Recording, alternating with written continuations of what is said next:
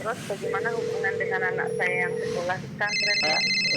Hadis yang mengandung kaidah fikih, ya, seperti misalnya innamal a'malu binniyat. Bismillahirrahmanirrahim.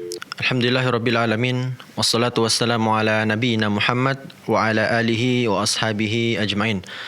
Alhamdulillah, kaum muslimin, pemirsa Fatwa TV dan pendengar radio dimanapun Anda berada, puji syukur kita panjatkan kehadirat Allah Tabaraka wa Ta'ala, di mana pada kesempatan malam hari ini kita dapat kembali berjumpa dalam program live interaktif konsultasi Islam yang diampu langsung oleh guru kita Al-Ustaz Dr. Musyafa Ad-Darini Hafizahullah Ta'ala. Beliau merupakan salah seorang dosen di Sekolah Tinggi Dirasat Islamiyah atau yang bisa dikenal dengan STDI Imam Syafi'i Jember. Dan alhamdulillah pemirsa, pada kesempatan malam hari ini beliau telah hadir menemani kebersamaan kita di studio Fatwa TV Jember. Kita akan sapa beliau dulu terlebih dahulu pemirsa. Assalamualaikum Ustaz. Waalaikumsalam warahmatullahi wabarakatuh. Sehat Ustaz? Alhamdulillah. Alhamdulillah. Sehat-sehat. Baik, alhamdulillah pemirsa, Ustaz dalam keadaan sehat walafiat, dan insyaallah sebentar lagi kita akan bersama-sama mendengarkan nasihat pembuka dari Ustaz Dr. Musyafa Ad-Darini Hafizahullah Ta'ala. Silakan Ustaz. Bismillahirrahmanirrahim. Alhamdulillahirabbil alamin, wassalatu wassalamu ala asyrafil anbiya'i wa sayyidil mursalin, nabiyyina Muhammadin wa ala alihi wa sahbihi wa man tabi'ahum bi ihsanin ila yaumiddin. Para pemirsa Fatwa TV dan seluruh kaum muslimin dan kaum muslimat dimanapun Anda berada, alhamdulillah pada kesempatan yang baik ini kita bisa bertemu muka kembali dalam acara yang insya Allah sangat bermanfaat ini. Dan dalam kesempatan ini saya ingin mengingatkan diri ana sendiri dan juga ingin mengingatkan seluruh kaum muslimin dan kaum muslimat akan hadis Nabi Muhammad SAW yang sangat agung, yang menganjurkan kepada kita untuk banyak berzikir kepada Allah Subhanahu wa Ta'ala. Hadis tersebut berbunyi, ala unabbi'ukum bi khairi a'malikum.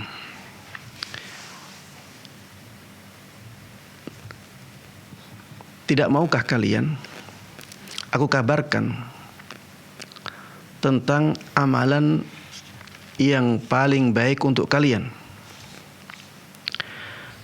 Wa azkaha 'inda malikikum, dan amalan yang paling banyak berkahnya untuk kalian. Wa arfa'iha fi darajatikum, amalan tersebut amalan yang paling bisa mengangkat derajat kalian. Wa khairin lakum min infaqidz dhahabi wal wariq, amalan tersebut lebih baik daripada amalan menginfakkan emas dan perak. Wa khairin lakum min an talqaw aduwakum fatadribu a'naqahum wa yadribu a'naqakum, dan amalan tersebut juga lebih baik daripada amalan berperang, bertemu dengan musuh di medan perang fisabilillah. Kalian menebas leher mereka dan mereka menebas leher kalian. Mendengar perkataan ini, para sahabat Nabi Muhammad SAW menjawab, bala, tentu. Maka Rasulullah SAW mengatakan kepada mereka, itulah amalan berzikir kepada Allah Subhanahu wa Ta'ala. Sungguh ini merupakan amalan yang sangat banyak sekali keutamaannya. Ada 5 keutamaan yang disebutkan oleh Rasulullah SAW dalam satu hadis ini. Dia amalan yang paling mulia. Dia amalan yang paling berkah. Dia amalan yang paling bisa meninggikan derajat seseorang. Dia amalan yang lebih baik daripada berinfak dengan emas dan perak. Dia amalan yang lebih baik daripada jihad fisabilillah. Itulah zikir kepada Allah Subhanahu wa Ta'ala. Makanya Di dalam hadis yang lain, Rasulullah sallallahu alaihi wasallam bersabda, "Sabaqal mufarridun." Telah jauh di depan orang-orang yang benar-benar fokus dengan Allah Subhanahu wa taala. Kata-kata al-mufarridun ini belum dipahami oleh para sahabat dengan baik. Sehingga para sahabat bertanya, "Wa mal mufarriduna ya Rasulullah?" Siapakah al-mufarridun itu wahai Rasulullah? Siapakah orang yang fokus dengan Allah Subhanahu wa taala itu? Yang mereka bisa menjadi orang yang terdepan untuk menuju surga Allah Subhanahu wa taala. Maka Rasulullah sallallahu alaihi wasallam menjawab, mereka adz-dzakirunallaha katsira. Mereka adalah orang yang banyak berzikir kepada Allah Subhanahu wa taala. Bagaimana orang yang seperti ini tidak menjadi orang yang terdepan menuju surga Allah Subhanahu wa taala? Mereka banyak berzikir kepada Allah Subhanahu wa taala, dan kita tahu bagaimana mulianya zikir kepada Allah Subhanahu wa taala. Makanya Rasulullah sallallahu alaihi wasallam dahulu selalu berzikir kepada Allah Subhanahu wa taala, sebagaimana dikatakan oleh ibunda kita Aisyah radhiyallahu taala anha. Beliau mengatakan, kana an-nabiy sallallahu alaihi wasallam yadhkurullaha ala kulli ahyanihi. Dahulu Nabi Muhammad sallallahu alaihi wasallam selalu berzikir kepada Allah Subhanahu wa taala dalam semua keadaannya, dalam semua waktunya. Karena memang berzikir kepada Allah Subhanahu wa taala ini pahalanya sangat besar sekali. Ini amalan yang sangat besar manfaatnya bagi kita. Bahkan Syekhul Islam Ibnu Taimiyah rahimahullahu taala pernah mengatakan, "Adz-dzikru lil qalbi kal ma'i lis samak." Zikir kepada Allah Subhanahu wa taala itu bagi hati itu seperti air bagi ikan. Jadi hati itu sangat membutuhkan zikir kepada Allah Subhanahu wa taala sebagaimana ikan sangat membutuhkan air. Ikan tanpa air mati. Hati tanpa air juga mati. Kemudian Syekhul Islam Ibnu Taimiyah rahimahullahu taala meneruskan perkataannya, "Fa kaifa yakunu halus samaki idza ukhrija minal ma'?" Bagaimana keadaan hati itu ketika dikeluarkan? Bagaimana keadaan ikan tersebut ketika dikeluarkan dari airnya? Dia akan menjadi hewan yang tidak tenang. Kita lihat bagaimana ikan ketika dikeluarkan dari air. Ikan tersebut keadaannya menjadi sangat tidak tenang, sangat galau, sangat kacau. Goncang kehidupannya. Begitu pula dengan hati manusia. Makanya Allah Subhanahu wa taala telah menegaskan di dalam Al-Qur'an, "Ala bidzikrillahi tatma'innul qulub." Ingat-ingatlah dengan berzikir kepada Allah Subhanahu wa taala, hati akan menjadi tenang. Sebaliknya, "Wa man a'rada 'an dzikri fa inna lahu ma'isyatan dhanka." Wa man a'rada 'an dzikri fa inna lahu ma'isyatan dhanka. Barang siapa berpaling dari berzikir kepadaku, maka baginya kehidupan yang sempit. Oleh karenanya, para jamaah sekalian, marilah kita banyak berzikir kepada Allah Subhanahu wa taala. Terus basahi lisan kita dengan zikir kepada Allah Subhanahu wa taala. Ketika kita ingat, kita gerakkan lisan kita. dengan zikir apapun yang mudah bagi kita. Kita mudah membaca la ilaha illallah, ulang-ulang terus zikir la ilaha illallah dengan lisan kita. Kita mudah membaca al-kalimah at-tayyibah subhanallah walhamdulillah wa la ilaha illallah wallahu akbar. Maka ulang-ulangi terus zikir tersebut. Kita mudah untuk banyak beristighfar kepada Allah Subhanahu wa taala. Banyaklah beristighfar kepada Allah Subhanahu wa taala. Terus basahi lisan kita dengan berzikir kepada Allah Subhanahu wa taala sehingga kita menjadi orang-orang yang benar-benar berada di tempat yang terdepan ketika memasuki surga Allah Subhanahu wa taala. Demikian yang bisa Ana sampaikan dalam waktu yang singkat ini. Mudah-mudahan bermanfaat dan diberkahi oleh Allah Subhanahu wa taala. Amin amin ya rabbal alamin. Wa sallallahu wasallama wa baraka ala nabiyyina Muhammadin wa ala alihi wa sahbihi wa man tabi'ahum bi ihsanin ila yaumiddin. Walhamdulillahi rabbil alamin. Terima kasih Ustadz, jazakumullah khairan atas nasihat yang sudah disampaikan. Dan pemirsa, tidak lupa kami menginformasikan bahwasanya live interaktif ini dapat pula Anda dengarkan melalui relay radio yang tergabung dalam Asosiasi Radio dan Televisi Islam Indonesia atau RTVC. Di antaranya adalah Radio Binbas Yogyakarta, kemudian Radio Sahabat Tegal, Radio MDFM Probolinggo, Radio Hang FM Batam, Radio Amuba Pangkal Pinang, Radio Sago FM Sumatera Barat, Radio Gema FM Bontang, Radio Al-Hikmah Banyuwangi, Radio Tuah FM Riau, Radio Madinah Caruban, dan Radio Mas FM Solo. Dan pemirsa, bagi Anda yang ingin bertanya secara langsung kepada Ustadz, silakan menghubungi kami di 0331 544 6087, 0331 544 6087. Baik Ustadz, pertanyaan pertama datang dari Saudara Taufik, sekaligus juga dari Saudari Mona Ustadz, keduanya dari Jawa Barat.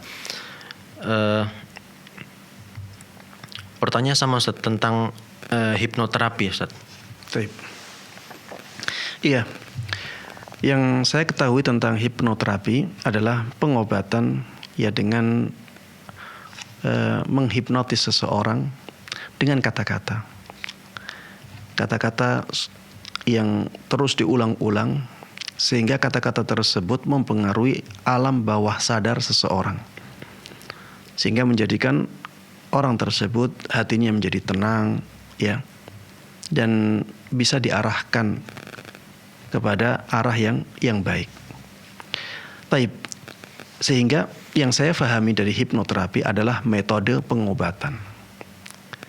Dan yang saya ketahui hipnoterapi ini juga tidak menggunakan makhluk halus ya, seperti jin ya ataupun yang lainnya. Sehingga hukumnya dikembalikan kepada perkataan yang dikatakan oleh orang yang menghipnotis tersebut ya, atau melakukan hipnoterapi. Apabila kata-katanya kata-kata yang mubah, kata-kata yang dibolehkan, yang tidak ada pertentangannya dengan syariat, maka tidak ada masalah sama sekali. Karena ini seperti pengobatan yang lainnya, ya. Tapi pengobatan tersebut dengan kata-kata, kata-kata yang bisa menjadikan atau bisa mempengaruhi alam bawah sadar seseorang, ya. Sehingga ini bergantung kepada apa yang dikatakan oleh orang yang melakukan praktek hipnoterapi itu. Kalau kata-katanya tidak bertentangan dengan syariat, maka tidak ada masalah sama sekali. Begitu pula tidak boleh dalam hipnoterapi misalnya apabila menggunakan musik. Ini tidak dibolehkan. Kalau tidak menggunakan musik dan yang digunakan ya misalnya diganti dengan nasyid ya. Atau ya, yang saya maksud dengan nasyid juga nasyid yang tidak ada alat musiknya. Karena di sana ada nasyid-nasyid yang ternyata masih dimasuki dengan alat-alat musik juga. Taib. Yang penting tidak ada campuran musiknya, kemudian kata-katanya yang dipakai adalah kata-kata yang tidak dilarang oleh syariat. Saya melihat tidak ada masalah. Wallahu ta'ala a'lam. Ya, jazakumullah khairan Ustaz, dan itu jawaban untuk saudara Taufik dan Mona yang sudah bertanya dari Jawa Barat. Selanjutnya Ustaz, pertanyaan dari saudara Husnan di Pekanbaru Riau Ustaz. Ustaz, dalam keadaan junub bolehkah kita ikut turun ke liang lahat? Jazakumullah khairan. Taib. Saya tidak mengetahui adanya dalil yang melarang bagi orang yang hadas besar untuk ikut menguburkan seorang mayit. Ya. Dan pada asalnya hal itu dibolehkan. Pada asalnya hal itu dibolehkan. Kalau ada yang melarang, maka dia harus mendatangkan dalil yang melarangnya. Ya. Dia harus mendatangkan dalil yang melarangnya. Karena ya ini bukan sesuatu yang harus berdasarkan dalil, ya. Ini bukan ranah ibadah yang pintunya itu sempit.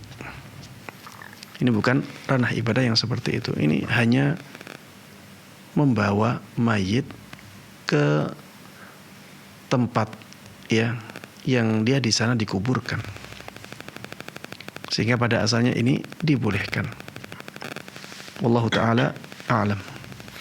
Ya, jazakumullah khairan Ustaz, dan itu jawaban untuk saudara Husnan di Pekanbaru. Baik Ustaz, selanjutnya ada pertanyaan dari saudara Lukman di Jawa Barat. Ustaz, bagaimana hukumnya orang yang lama tidak sholat? Apakah dia kafir? Dan 2 tahun lalu dia menjadi wali nikah adik perempuannya. Sahkah pernikahan tersebut Ustaz? Taib. Ini diperselisihkan oleh para ulama, ya, tentang orang yang meninggalkan sholat, ya. Apakah bisa langsung divonis kafir ataukah tidak? Ada yang mengatakan dia menjadi kafir ketika meninggalkan sholatnya sama sekali. Jadi tidak pernah sholat sama sekali. Ini jadi kafir.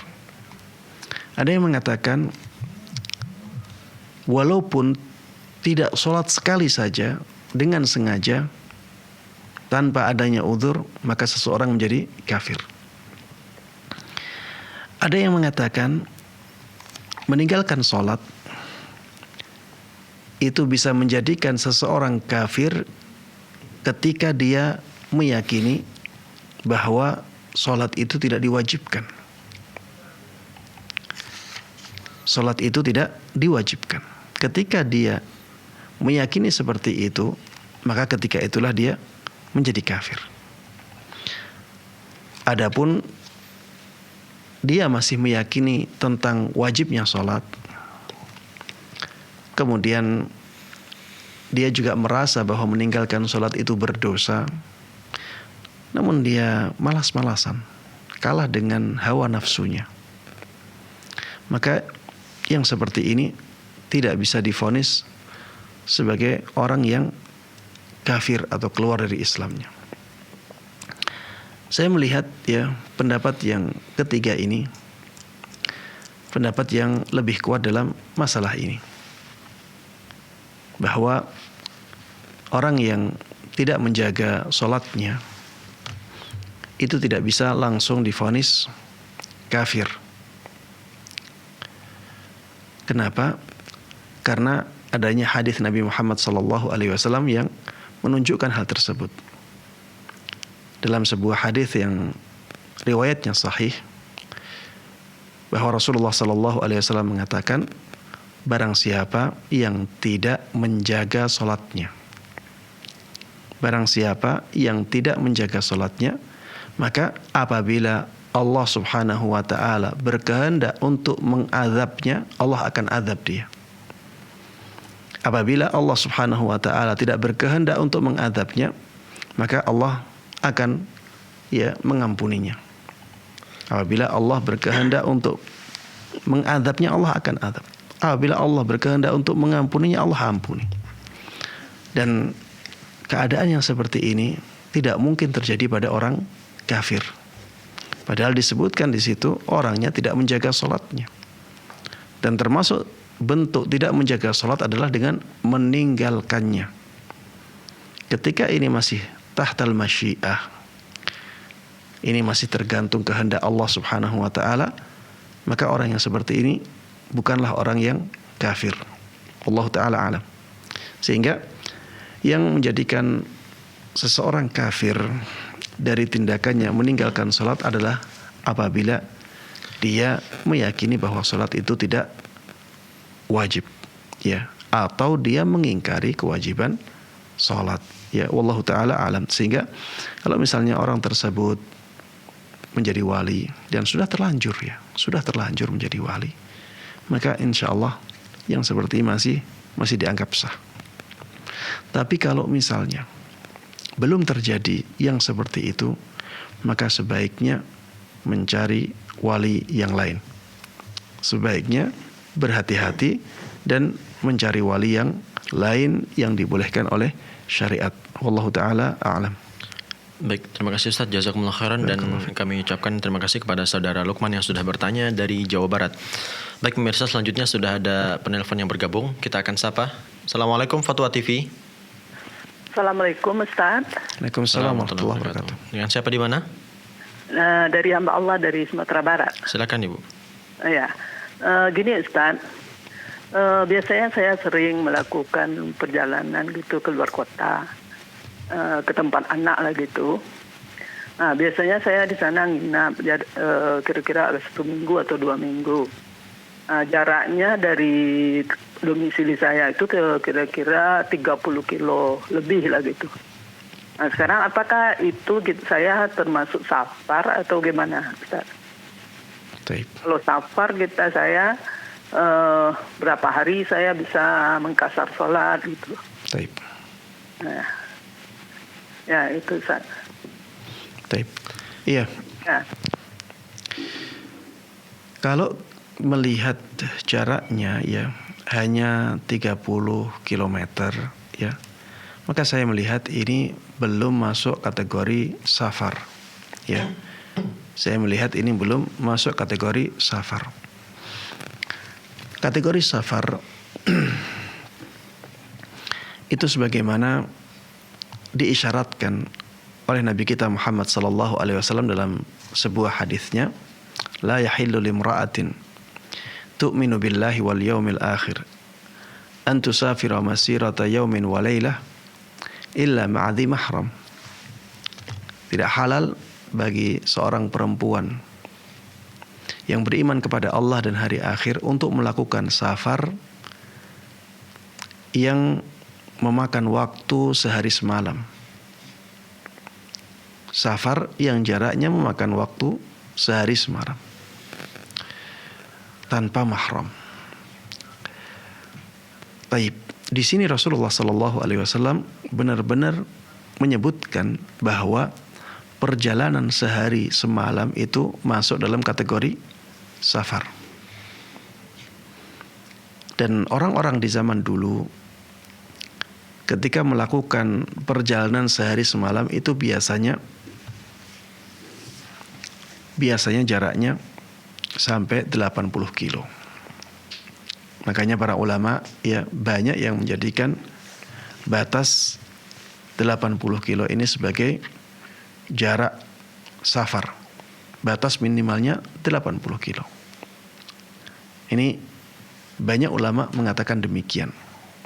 Karena memang di dalam hadis disebutkan demikian, dan orang dahulu perjalanan sehari semalam itu biasanya mencapai jarak 80 kilo.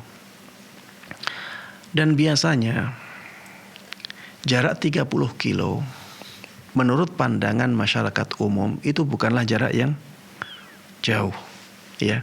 Bukanlah jarak yang jauh. Orang kalau safar itu biasanya dia siap-siap untuk membawa bekal. Biasanya dia siap-siap untuk membawa bekal. Adapun jarak 30 kilo ini tidak pantas ya. Menurut pandangan umum, seseorang membawa bekal ketika menempuh jarak ini. Apalagi di zaman kita saat ini. 30 kilo bisa ditempuh dalam waktu ya setengah jam atau 40 menit, 45 menit sudah sampai. Dan ini bukan sesuatu yang masuk dalam kategori perjalanan jauh ya.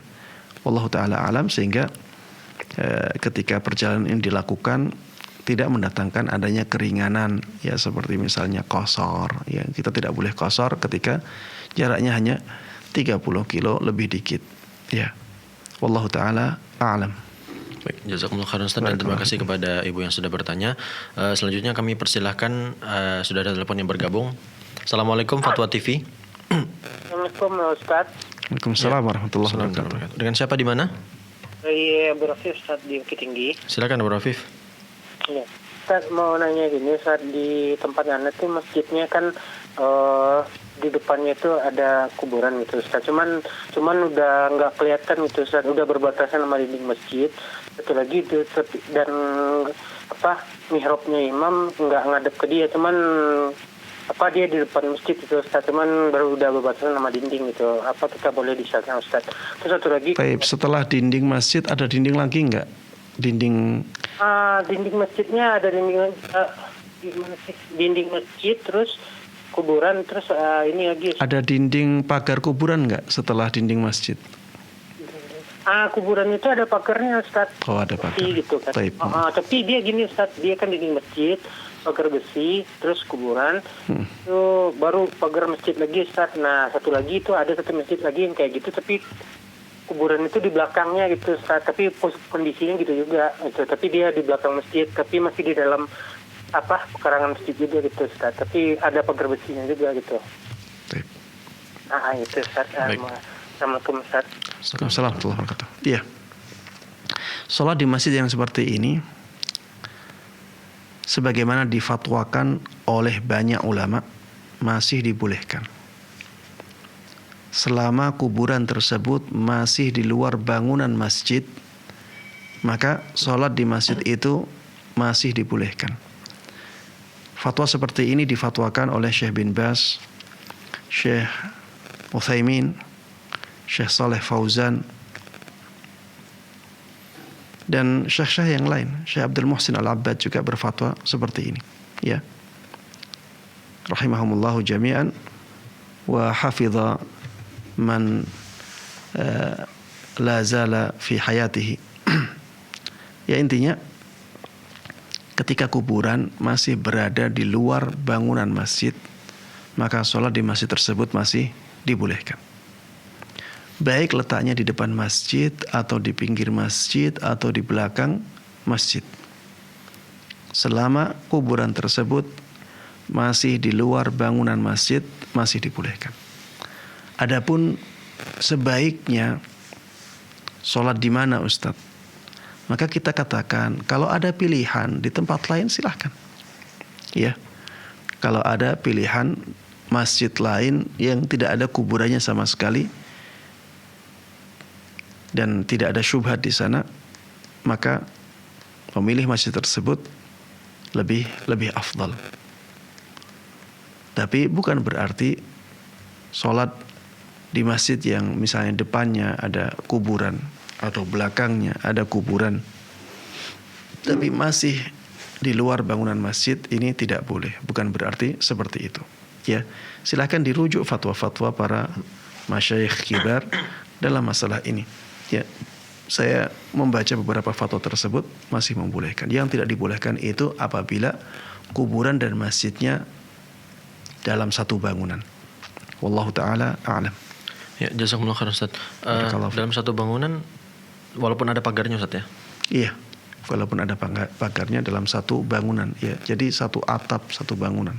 Baik, jazakumullah khairan Ustaz. Dan terima kasih kepada Abu Rafif yang sudah bertanya. Selanjutnya pemirsa sudah ada penelpon yang bergabung. Kita akan sapa terlebih dahulu. Assalamualaikum Fatwa TV. Waalaikumsalam warahmatullahi wabarakatuh. Ya, silakan, dengan siapa di mana? Nama Allah Pak dari Bogor. Silakan Bapak. Assalamualaikum warahmatullahi wabarakatuh Pak Ustaz. Waalaikumsalam warahmatullahi wabarakatuh. Alhamdulillah bikhair.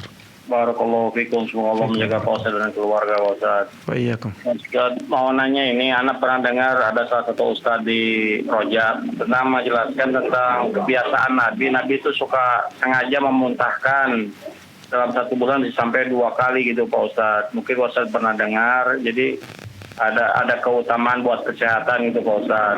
Anak pengen mendengar penjelasannya lebih jelas tentang masalah memuntahkan dengan sengaja dalam 1 bulan sampai 2 kali itu Pak Ustaz.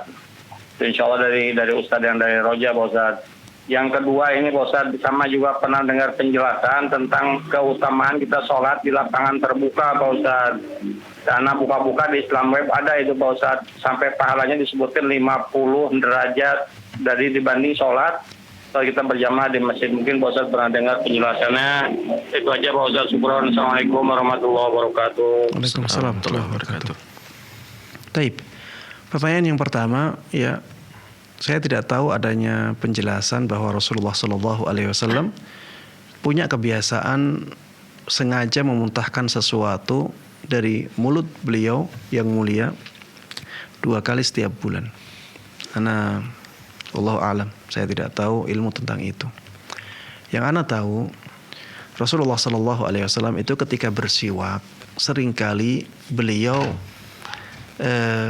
bersiwaknya sampai ke dalam, sehingga ada suara beliau ingin muntah. Tapi bersiwaknya Rasulullah Shallallahu Alaihi Wasallam itu sering, ya bukan 2 kali dalam sebulan. Wallahu taala alam. Ya, kalau Ustaz tersebut menyebutkan sumber yang valid, riwayatnya sahih, maka kita harus terima. Tapi kalau tidak menyebutkan sumber atau riwayat yang valid, maka harus kita tolak. Ya, yang ana tahu Rasulullah Sallallahu Alaihi Wasallam itu ketika siwak, ya, saking bersungguh-sungguhnya beliau dalam bersiwak, dalam membersihkan mulutnya, membersihkan lidahnya, ya, beliau membersihkan lidah sampai ke pangkal lidah, sehingga seringkali, ya, ketika sudah sampai pangkal lidah ada rasa ingin muntah dan ada suaranya. Ya, ini kalau yang seperti ini ada riwayatnya. Tapi yang disebutkan tadi, Rasulullah punya kebiasaan memuntahkan sesuatu dari mulutnya 2 kali dalam sebulan. Saya tidak tahu ilmunya, wallahu taala a'lam. Kemudian yang kedua, ya, keutamaan sholat di tanah yang lapang. Keutamaan sholat di tanah yang lapang. Memang ada hadisnya, ya. Memang ada hadisnya.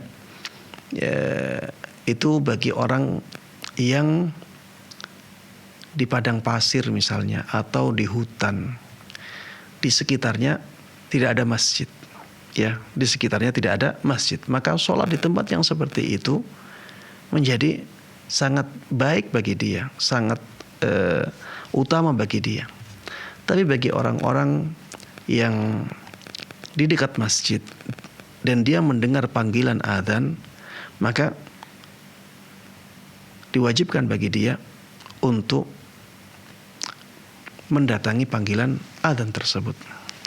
Ya, diwajibkan bagi dia untuk mendatangi panggilan adzan tersebut.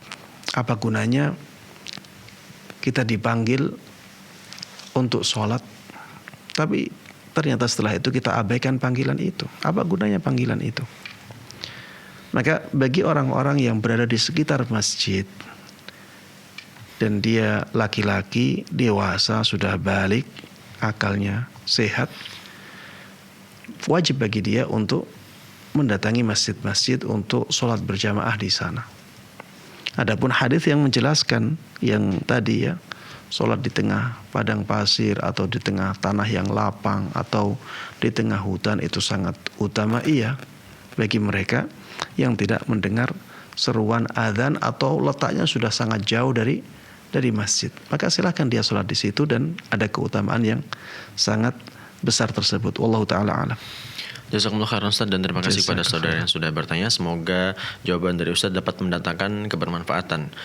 Baik pemirsa, selanjutnya sudah ada penelpon yang bergabung. Kita akan sapa. Assalamualaikum Fatwa TV. Waalaikumsalam warahmatullahi wabarakatuh. Baik, silakan Ibu. Iya. Assalamualaikum warahmatullahi wabarakatuh, Ustaz. Waalaikumsalam warahmatullahi wabarakatuh. Ya, silakan. Ya, kami ingin bertanya tentang masalah zikir itu tadi, Ustaz. Baik. Kalau mau berzikir itu pertama baca basmalah apa enggak? Katanya perbuatan baik yang tidak diawali dengan basmalah itu tertolak dari rahmat, terputus dari rahmat. Pakai baca basmalah apa enggak? Terus yang kedua, kalau saya itu sudah capek baca zikir yang diucapkan dermimil dalam bahasa Jawanya, itu kadang-kadang itu mulut saya itu tertutup, tapi di dalam mulut itu bergerak dan di dalam hati juga ya berusaha mengerti, memahami maknanya, seperti la ilaha illallah cuma dalam mulut. Itu bagaimana? Bisa apa enggak seperti itu? Termasuk berzikir apa termasuk yang diada-adakan apa bagaimana? Mohon penjelasannya. Jazakumullah khairan. Assalamualaikum warahmatullahi wabarakatuh. Waalaikumsalam warahmatullahi wabarakatuh. Iya, berzikir apakah disunahkan untuk membaca basmalah ataukah tidak? Iya. Kalau kita mengambil kaidah umum bahwa amalan kebaikan itu sebaiknya diawali dengan basmalah, maka kita akan mengatakan disunahkan untuk membaca basmalah sebelum berzikir. Ya. Namun tadi hadis yang disebutkan itu hadis yang lemah, ya. Itu hadis yang lemah. Biasanya para ulama mereka beralih kepada contoh yang ada dalam Al-Qur'an, ya. Allah Subhanahu wa taala mengawali pembukaan kitabnya dengan basmalah, bismillahirrahmanirrahim, alhamdulillahirabbil alamin. Rasulullah Shallallahu Alaihi Wasallam juga mengawali tulisannya biasanya dengan basmalah, ya. Ketika beliau mengirimkan surat kepada orang lain, beliau biasanya mengawalinya dengan Bismillahirrahmanirrahim, ya. Sehingga ini menjadi contoh bagi kita ketika melakukan perbuatan yang baik. Namun saya melihat kaidah ini tidak begitu, tidak bisa diterapkan dalam zikir-zikir, karena zikir itu sudah sesuatu yang baik. Kemudian dalam banyak hadis, ya, tidak disebutkan adanya Rasulullah Sallallahu Alaihi Wasallam membaca basmalah dulu, kemudian setelah itu berzikir, ya. Kemudian setelah itu berzikir Bismillahirrahmanirrahim, Astaghfirullahaladzim, Astaghfirullahaladzim, Astaghfirullahaladzim. Rasulullah tidak mengatakan demikian, ya, ketika memulai zikirnya setelah sholat. Begitu pula dengan zikir-zikir yang lainnya. Rasulullah Sallallahu Alaihi Wasallam tidak memulainya dengan basmalah. Sehingga wallahu taala alam, saya melihat lebih baik tidak membaca bismillah, ya, untuk memulai zikir. Kita langsung saja baca zikir. Kita langsung saja baca zikir. Karena memang hadis-hadis yang menjelaskan tentang zikir itu tidak ada penjelasan bahwa Rasulullah Sallallahu Alaihi Wasallam memulainya dengan membaca basmalah. Wallahu taala a'lam. Tapi kalau misalnya ada orang yang membaca basmalah, kita juga akan berat untuk mengatakan bahwa itu bid'ah. Kita juga akan berat untuk mengatakan bahwa itu bid'ah. Kenapa? Karena memang mereka masih menggunakan kaidah umum yang disebutkan tadi, bahwa perbuatan-perbuatan yang baik itu sebaiknya diawali dengan basmalah. Tapi karena kita melihat, ya, bahwa contoh-contoh dari Rasulullah Sallallahu Alaihi Wasallam itu tidak menyebutkan bacaan Bismillah ketika mengawali zikir, maka kita sebaiknya juga demikian. Tidak mengawali zikir kita dengan membaca Bismillah, tapi langsung berzikir yang kita inginkan, ya. Wallahu taala alam. Kemudian pertanyaan yang terakhir adalah pertanyaan ketika zikirnya hanya dengan menggerakkan lisan saja. Bibirnya sudah tertutup, lisannya masih bergerak, hatinya juga masih mengingat, masih sadar dengan keadaan zikirnya. Allah taala alam, ya. yang ana tahu, zikir itu yang paling afdal adalah dengan lisan, dengan bergeraknya mulut, dengan konsentrasi hati, ya. Ini zikir yang paling baik, ya. Jadi lisannya bergerak dan hatinya juga mengingat. Sekarang pertanyaannya, lisannya masih bergerak tapi bibirnya sudah tertutup. Bibirnya sudah tertutup. Apakah ini masih dikatakan sebagai bacaan? Kalau kita merujuk kepada ayat di dalam Al-Quran, la tuharrik bihi lisanaka lita'jala bih. Jangan engkau gerakkan lisanmu karena karena engkau tergesa-gesa dengan Al-Quran itu. Di sini Allah Subhanahu wa taala mengaitkan bacaan dengan bergeraknya lisan saja. Ya. Maka kalau kita kembali ke sini, maka yang menjadi standar terendah sebuah bacaan adalah gerakan lisan. Adalah gerakan lisan, bukan gerakan bibir. Sehingga kalau misalnya seseorang mengatakan la ilaha illallah, dia tidak membuka bibirnya tapi lisannya masih bisa mengucapkan la ilaha illallah, ya, walaupun tanpa suara, Anda melihat seperti ini masih masuk dalam kategori berzikir dengan lisan. Tapi ini tingkatan yang paling rendah, ya, wallahu taala a'lam. Apakah ini dianjurkan? Apakah ini masuk dalam ranah bid'ah? Anda katakan kalau keadaannya seperti itu, ya, memang kadang-kadang kita sampai pada keadaan sangat capek dan lisan kita sudah tertutup, yang bisa kita gerakkan adalah lisan kita, maka ini bukan bid'ah, ya. Kenapa demikian? Karena berzikir ini bisa juga dengan hati saja. Berzikir bahkan tanpa lisan pun kita bisa berzikir dengan hati kita. Kita bisa berzikir dengan hati kita.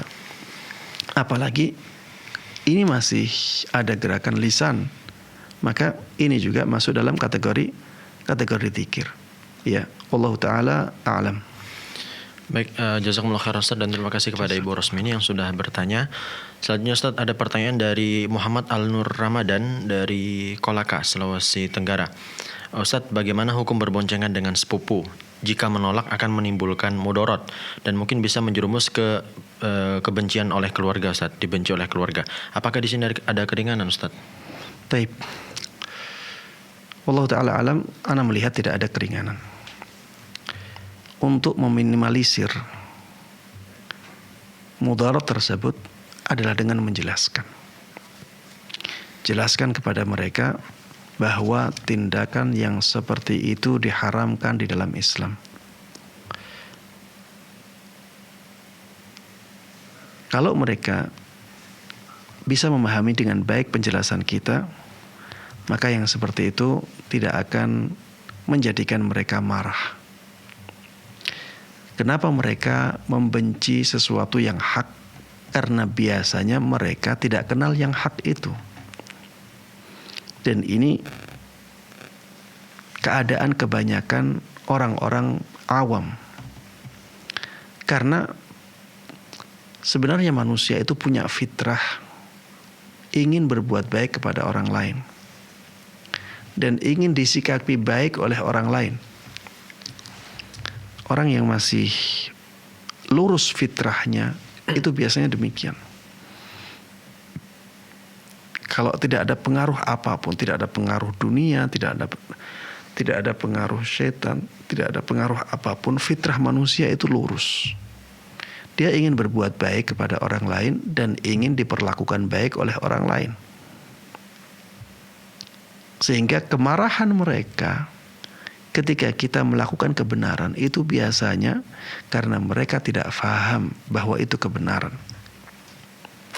Sehingga kalau kita jelaskan kepada mereka yang benar tersebut, kita jelaskan bagaimana nas-nas yang menjelaskan hal tersebut, bagaimana dalil-dalil yang menjelaskan hal itu, bagaimana perkataan para ulama yang menjelaskan hal itu, maka insya Allah mereka akan menerima dengan baik dan mereka akan mengubah kebiasaan itu. Ya, Wallahu taala alam. Saya melihat tidak ada uzur di sana.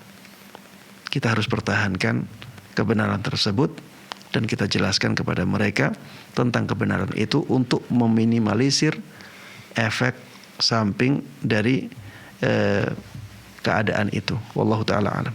Baik, jazakumullah khairan Ustaz, dan itu jawaban untuk Muhammad Al-Nur. Semoga dapat memberikan manfaat untuk kita semua. Baik, selanjutnya Ustaz, sudah ada penonton yang bergabung. Assalamualaikum Fatwa TV. Halo, Assalamualaikum. Waalaikumsalam warahmatullahi wabarakatuh. Dengan siapa di mana? Dengan Injilal di Jawa Timur. Silakan Bapak. Ya, Ustadz, ini saya ada cerita, Ustadz. Jadi jika kita ingin belajar Mun'ain ataupun Fathul Qorib, Ustadz, jadi ketika saya hendak ingin belajar kitab-kitab tersebut yang kurang lebih kalau tidak salah menjurus ke fikih mazhab, ketika nyampe di taharah, misalnya ketika membasuh rambut cukup disentuhkan 3 kali. Yang apakah itu benar seperti itu? Yang kedua, saya kepikiran ini apakah boleh lanjut? Soalnya kurang lebih saya sudah tahu saat ada yang menyebutkan dibasuh dari ke depan ke belakang, ditarik lagi ke depan dengan perkataan yang sahih seperti itu. Lalu ketika saya baca Mun'in, ini saya mau lanjut baca Mun'in. Kalau saya baca ngikutin yang seluruh kepala, ya gak ada gunanya saya baca Mun'in berarti, Ustaz. Artinya sampai saya kalau mengaji Arab Jawa Pegon gitu, Ustaz, itu sebenarnya apakah saya boleh diteruskan, Ustaz, seperti itu? Karena saya terpaku dengan yang sahih seperti ini. Nah, lalu di Mun'in disebutkan begini dan begitu, yang sahih seperti ini. Lalu artinya ya gak ada gunanya saya mengaji Mun'in, Ustaz, berarti. Seperti apa itu, Ustaz? Apakah saya pengen sekali menguasai Mun'in, Ustaz. Terima kasih, Ustaz. Assalamualaikum warahmatullahi wabarakatuh. Waalaikumsalam warahmatullahi wabarakatuh. Iya, apakah kita boleh mempelajari kitab-kitab dari mazhab-mazhab fikih yang ada, terutama di Indonesia mazhab Syafi'i? Apakah ini dibolehkan? Jawabannya jelas ya, dibolehkan. Tidak ada yang melarang. Siapa yang melarang untuk belajar kitab fikih mazhab? Apalagi kitab-kitab yang sudah terlihat berkahnya, dipelajari oleh banyak ulama, disebarkan di banyak masyarakat. Ini kitab-kitab yang seperti ini, ya jelas ya, tidak ada yang melarang untuk mempelajarinya. Yang terlarang itu ketika kita fanatik kepada kitab itu. Ketika kita fanatik, ketika itulah kita terjatuh ke dalam sesuatu yang dilarang oleh para imam mazhab itu sendiri.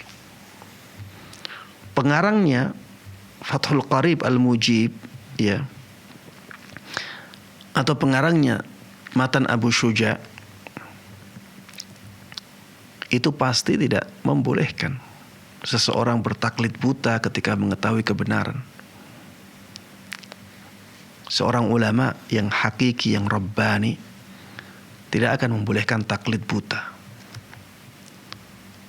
Bagi orang-orang yang awam, benar-benar awam, tidak bisa memahami dalil dengan baik, kewajiban dia adalah bertanya kepada para ulama. Kalau dia membaca buku takrib, ya kitab takrib, dan dia memang hanya taunya dari kitab takrib saja, maka silahkan bagi dia mengamalkan apa yang ada di kitab tersebut. Karena itu karangan para ulama, ya karangan seorang ulama yang mumpuni ilmunya dalam mazhab Syafi'i. Tapi kalau dia sudah tahu ada beberapa pendapat yang menyelisihi dalil dalam kitab tersebut, maka dia tidak boleh mempertahankan pendapat yang ada di kitab itu dan meninggalkan dalil yang dia fahami, dalil yang sampai kepada dia yang menyelisih pendapat yang ada dalam kitab itu. Ini yang terlarang, ya.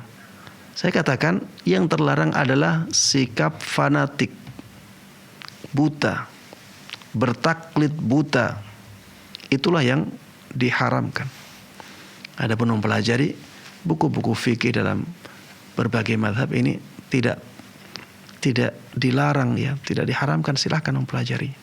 Kalau misalnya kita inginnya belajar kitab-kitab yang langsung menyampaikan kita kepada dalil, langsung menghubungkan kita dengan dalil, ya silahkan juga.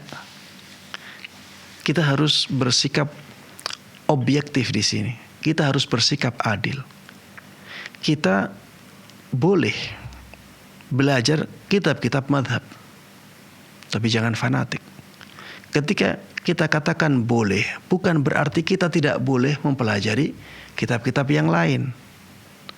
Kalau misalnya ada orang ingin belajar kitab yang menjelaskan hukum fikih, yang langsung menghubungkan pembaca dengan dalilnya, maka kita juga jangan sampai melarangnya. Itu juga di antara cara kita sampai kepada hukum Allah Subhanahu wa ta'ala. Sehingga silahkan kita memilih. Jadi bermadhab atau mengikat diri kita dengan madhab tertentu itu tidak wajib, ya. Bagi yang mewajibkan hal ini, maka pendapat tersebut tidak berdasar kepada dalil apapun, ya, kepada dalil yang mu'tabar. Karena Allah sudah sangat tegas menjelaskan di dalam Al-Quran, ya ayyuhalladzina amanu ati'ullaha wa ati'ur rasul wa qul ati'ullaha wa ati'ur rasul. Katakanlah wahai Muhammad, taatlah kepada Allah dan taatlah kepada Rasulullah. Dan taat kepada Allah dan Rasulullah itu tidak harus melalui madhab fikih, ya, atau tidak harus dengan mengikat diri kita dengan madhab tertentu. Bisa juga dengan cara selain itu. Bisa juga dengan mengambil manfaat dari madhab yang ada, tidak membatasi diri dengan madhab tertentu, ya. Intinya silahkan mempelajari kitab-kitab fikih yang ada dalam madhab, tapi dengan catatan jangan sampai fanatik buta. Kapan seseorang dikatakan fanatik buta? Ketika dia tetap meninggalkan dalil yang dia ketahui untuk menjalankan perkataan ulama yang ada dalam kitab tersebut. Itulah, ya, tanda yang sangat jelas dari sikap fanatik buta. Wallahu ta'ala alam. Baik, jazakumullah khairan Ustaz, dan terima kasih kepada saudara Ijlal yang sudah bertanya dari Jawa Timur. Baik, masih ada sisa sedikit waktu Ustaz, mungkin satu pertanyaan lagi. Pertanyaan dari saudari Mariati di Pangkal Pinang. Assalamualaikum Ustaz, apa hukumnya makan tupai Ustaz? Baik. Tupai, ya, yang ana tahu dibolehkan untuk dimakan, walaupun dia punya cakar dan dia punya taring. Kenapa? Karena yang diharamkan dari hewan-hewan yang punya cakar dan punya taring itu hewan-hewan yang menggunakan cakar dan taringnya untuk berburu, ya. Hewan-hewan yang bercakar dan bertaring yang tidak digunakan untuk berburu, maka dihalalkan. Kembali ke hukum asal bahwa semua hewan itu pada asalnya dihalalkan, kecuali ada dalil yang mengharamkannya. Dan dalil yang mengharamkan tentang dalil yang menjelaskan tentang keharaman hewan yang bertaring dan yang berkuku itu khusus untuk hewan-hewan yang bertaring dan berkuku yang dia berburu dengan taring dan kukunya. Ya. Contohnya apa Ustadz? Contohnya misalnya cakar, ya.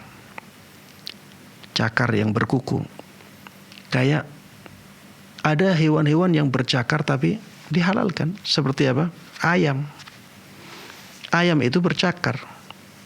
Tapi kenapa tidak haram? Karena ayam tidak menggunakan cakarnya untuk berburu. Berbeda dengan elang. Ya. Elang kenapa diharamkan? Karena dia bercakar. Baik, apa bedanya dengan ayam? Bedanya kalau elang itu menggunakan cakarnya untuk berburu. Taring juga demikian. Kambing itu bertaring tidak?